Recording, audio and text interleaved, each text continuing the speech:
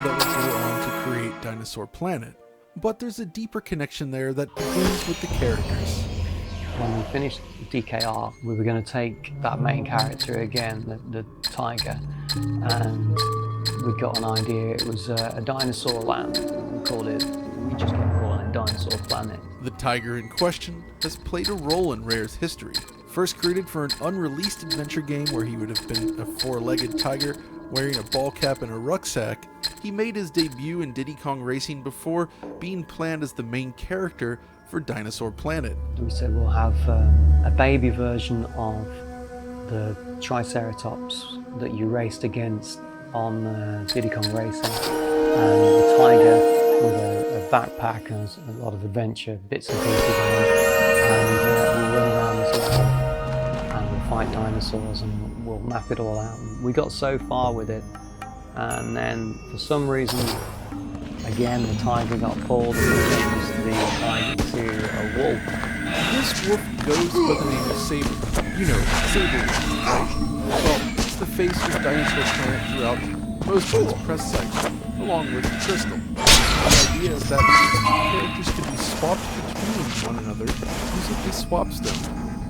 But of course in the leaked build of the game, while Saber is referenced by name, his model is replaced by Fox McCloud, the leader of Star Fox, and will become the main character in the final GameCube release. So, we went to E3 and met with Nintendo, and they were better to have another game with a lead character which is a wolf-like character. It's involving planet,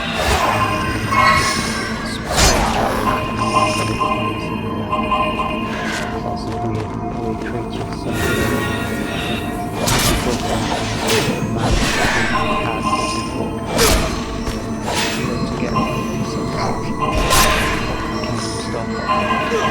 Of course, we now know that Fox McCloud had been created and inserted into the Nintendo 64 game, the build of Dinosaur Planet. It shows a transition in development. Most of the dialogue still references the character as Saber, in its introduction. The voiceover is that of Fox McCloud.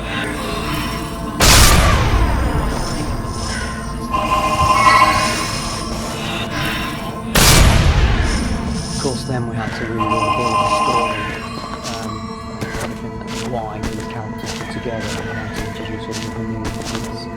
So I spent a week over in Kyoto, a few meetings over there with Chicken. We just talked about the story and what we've got. So this planet was going to try and keep it all back together. Drew lots of pictures and worked out the story. That was it.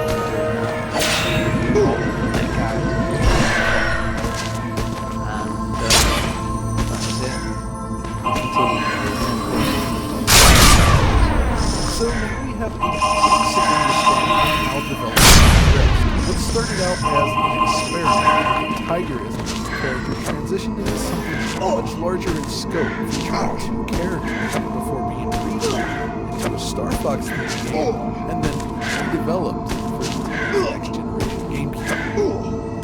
Thanks to this leak, we can now finally gain a deeper understanding of the various shared elements between the engine version of the game, as well as the overall progress in this generation. Let's begin with the visuals. Dinosaur Planet is a game that shares much with the late generation Rare Type system. It requires the expansion pack, offers exceptionally high-quality visuals for the platform, runs at a very low frame rate as a trade-off. What really separates this from other 360 titles I feel, which consist of standards with a lot of detail. Actually, each area is really impressive. I especially note details like this. If you look along the top area of this fortress, you'll notice an orange light reflecting off of the structure. Throughout the adventure. Now, in comparison, Banjo-Kazooie, released much earlier in the system's life, features much simpler texture patterns and less complex scenery. But even that was a step up from what most other third parties were delivering rendering on the platform. Conker's Bad Fur Day is perhaps the closest analog in terms of graphics, but that game has a really visual design, and I feel that it looks even more impressive. Beyond that, and it also offers a dynamic day progression along with challenging weather. This is then combined with surprisingly effective use of the N64's raw capabilities to produce these beautifully atmospheric environments. It's also worth noting that the game's ROM size is 64 megabytes, which is the same as Conker's Bad Fur Day. And like Conker, the entire game is voiced. Something we take for granted today, but it was a rare thing in the 64.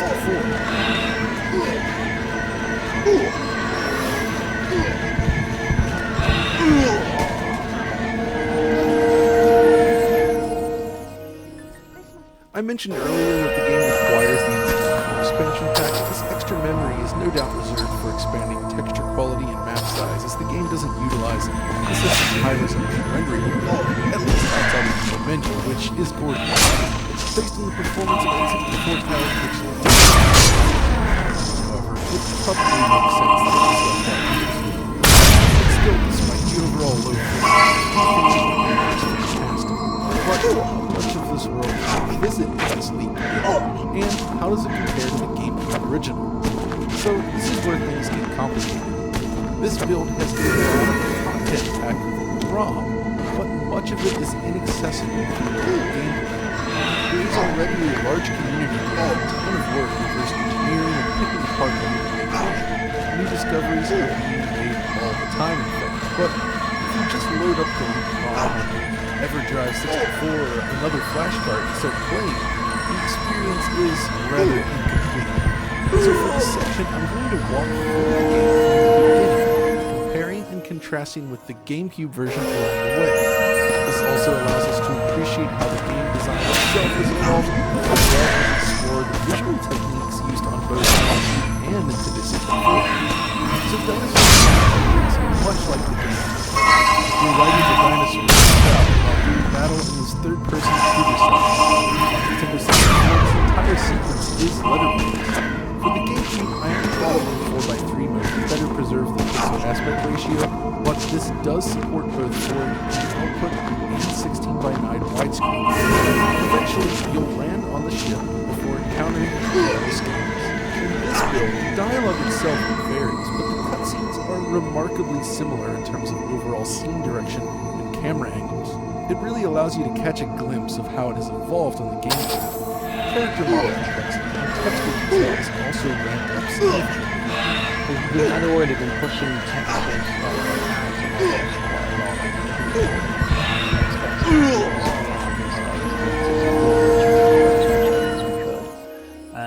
I remember as soon as we moved on to GameCube, we were able to a lot more in the way of almost like a physical shading, texture or material. It would allow us to have some sort of bump mapping as well as so the characters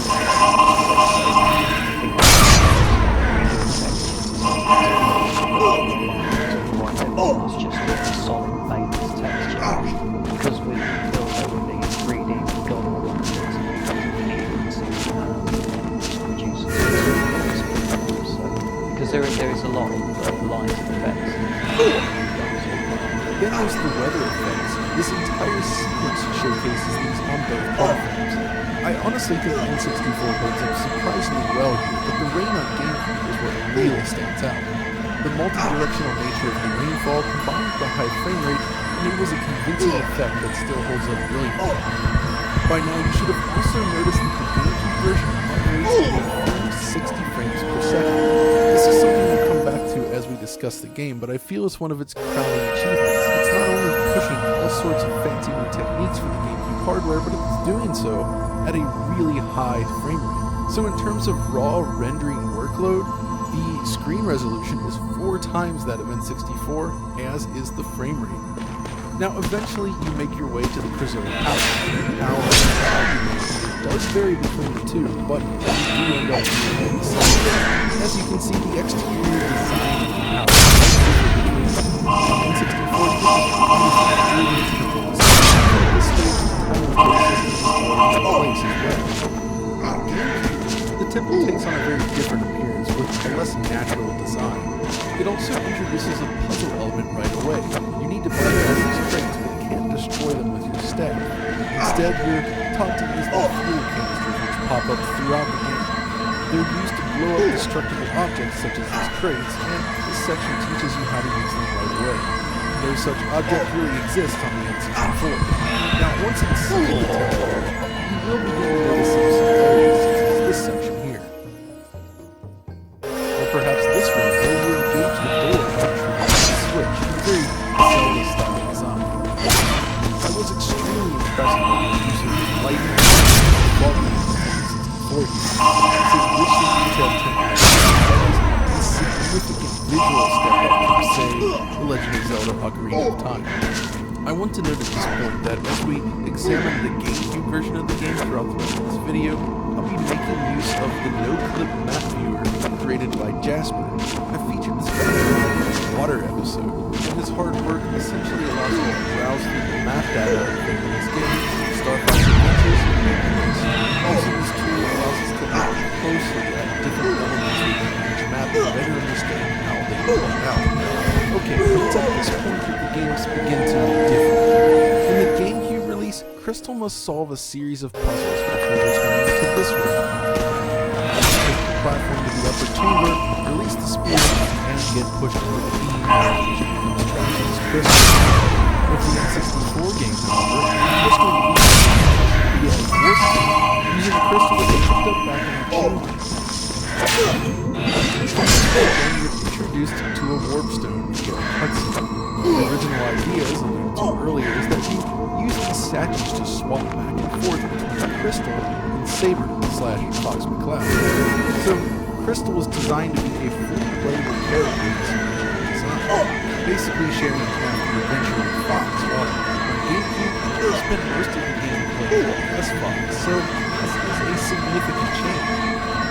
Now, on Nintendo 64, after this warpstone cutscene, you're immediately warped over to Fox McCloud on a quest here in the snowy region. We'll pick up our comparison here in just a moment, but there's a significant difference in the progression. After Crystal was trapped on GameCube, the game jumps to Fox McCloud and the rest of the team, where the mission is laid out before them. From there, Fox jumps into his R-Wing and makes his way towards the planet via this Star Fox-esque shooting sequence. You're then dropped into Thorntail Hollow, which serves as one of the key areas for the game. This spot really highlights some of the technical improvements on display. For one thing, is the fur. It would seem like this technique will show texture real-time fur over arbitrary surfaces like paper made available almost 2 decades ago. This approach allows both fur effects on characters such as Fox McCloud, as well as grass. Many areas in Star Fox Adventures use this technique to provide proper depth for grassy surfaces, rather than relying on a simple flat texture as they do in N64. Using the no-clip close proximity to the grass, which provides insight into the It's important to keep in mind how rare grass rendering was at this time. Their game to feature fields of animated grass, something we just didn't see often. Tony Hawk's Pro Skater 2X, a launch title for the Xbox, did feature a similar type of grass rendering, but Star Fox preferred a cleaner and less static approach. It's actually impressive stuff like that. The water rendering also deserves mention. It's used throughout this area and it looks cool. It uses GameCube's render to texture feature to produce reflections, basically the same